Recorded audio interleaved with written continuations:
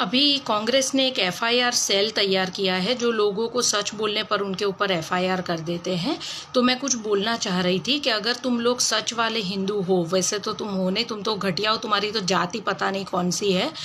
दादी भी निकम्मी जो अपने पति का सरनेम नहीं लगा पाई, बाप भगोड़ा जो युद्ध के टाइम पे भाग गया था, नाना निकम्मा जो हिंदुस्तान पाकिस्तान करके एक वोट के बेस पर प्रधानमंत्री बन गया। मतलब तुम लोगों को भीख पे जीने की आदत है।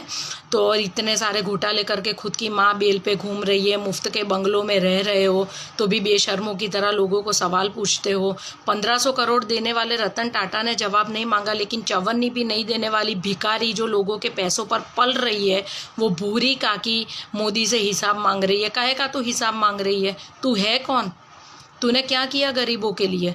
आज जब 1947 में इंडिया आज़ाद हुआ था और 1948 में चीन आज़ाद हुआ था, तो आज चीन वर्ल्ड में 2nd नंबर पर है और इंडिया 138 नंबर पर है। 70 सालों में तुम लोगों ने देश को आगे लाने के लिए कुछ किया नहीं है। किस चीज़ का तो हिसाब मांग रही है?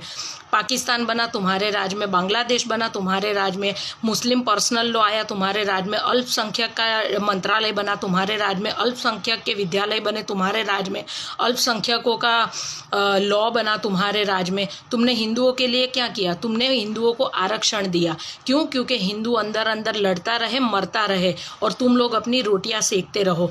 जिन किसी को भी पता नहीं है, मैं उन लोगों को बता दूं कि Nehru actually Hindu common bill code bill लाना चाहता था, जिसके चलते सरदार वल्लभ भाई पटेल ने उनको बोला था कि अगर तुम ये बिल लाए हिंदुओं के लिए तो मैं कांग्रेस से इस्तीफा दे दूंगा। इसलिए उनके देहांत के बाद इस नेहरू निकम्मे ने हिंदू कोड बिल पास करवाया था और आज जो ये हिंदू भुगत रहा है ना, वो उस निकम्मे की वजह से भुगत रहा है।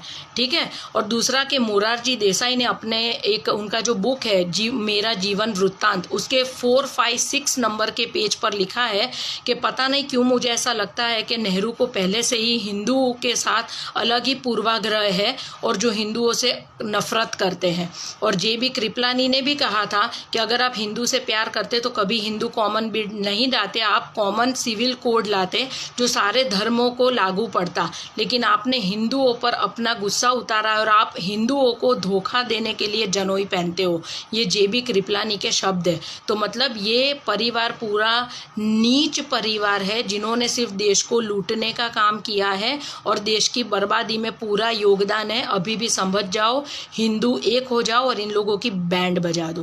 कांग्रेस मुक्त भारत करोगे तभी जाकर तुम्हारी जिंदगी सुधरेगी, वरना तुम्हारी जिंदगी ये लोग नर्क बना देंगे। इससे अच्छा तुमको नहीं समझा सकते हैं अब। वंदे मातरम।